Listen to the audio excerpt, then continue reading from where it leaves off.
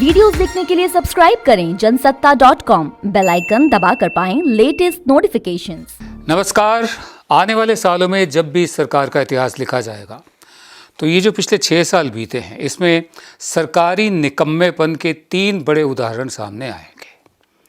मैं निकम्मापन जानकर इस्तेमाल कर रहा हूँ शब्द, मैं जानता हूँ बड़ा कड़ा लफ्ज़ है ये, लेकिन वाकई 3 ऐसे केसेस सामने आएंगे जो सरकारी निकम्मेपन की मिसाल होंगे।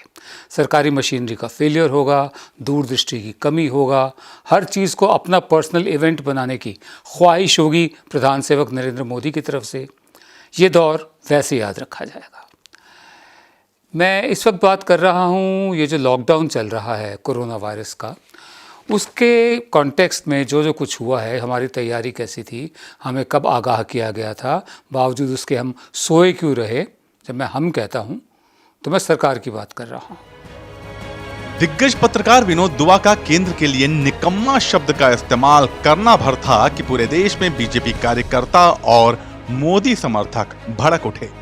कई जगहों पर बीजेपी नेताओं ने इसका विरोध किया। शिमला में तो उन पर बाकायदा राजद्रोह का मुकदमा तक दर्ज हो गया, जिसके खिलाफ विनोद दुआ ने सुप्रीम कोर्ट का दरवाजा खटखटाया और अब सुप्रीम कोर्ट ने साफ कर दिया है कि किसी पर भी महज इसलिए राजद्रोह का मुकदमा दर्ज नहीं किया जा सकता क्योंकि उसने राज्य की या सरकार की आलोचना कर दी थी।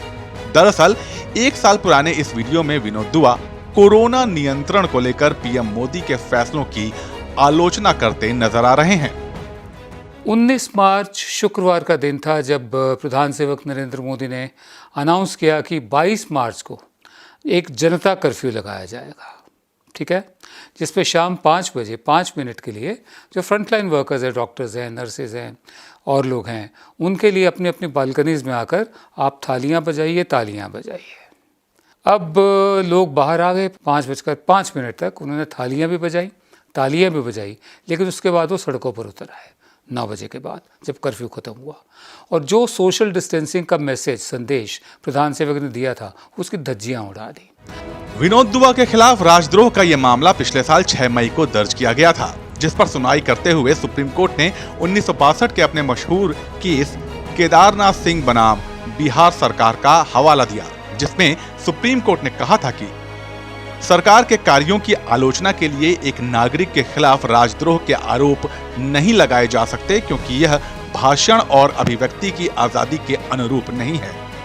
राजद्रोह का केस तभी बनेगा जब कोई भी वक्तव्य ऐसा हो जिसमें हिंसा फैलाने की मंशा हो या फिर हिंसा बढ़ाने का तत्व मौजूद हो।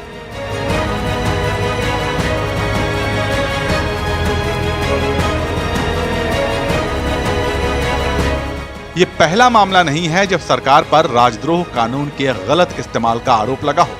दरअसल राजद्रोह की धारा का सभी सरकारें अपने फायदे के लिए इस्तेमाल करती आ रही हैं। इसमें सभी राष्ट्रीय और क्षेत्रीय राजनीतिक दलों की सरकारें शामिल हैं। मनमोहन सिंह के नेतृत्व वाली यूपीए सरकार के समय 2010 से लेकर 2014 के दौरान राजद्रोह के 3762 केस दर्ज किए गए, जिसके मुकाबले 2014 से लेकर 2020 के बीच मोदी सरकार में 7136 मामले दर्ज किए जा चुके हैं। 2010 से लेकर 2020 के बीच बिहार में 168, तमिलनाडु में 139, यूपी में 115, झारखंड में 62 और कर्नाटक में 50 मामले दर्ज किए गए।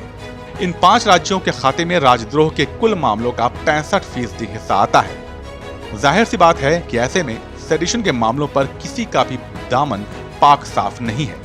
आप इस बारे में क्या सोचते हैं, हमें कमेंट सेक्शन में जरूर बताइए और ऐसे ही दिलचस्प पॉलिटिकल आंकड़ों के लिए बने रहिए जनसत्ता के साथ।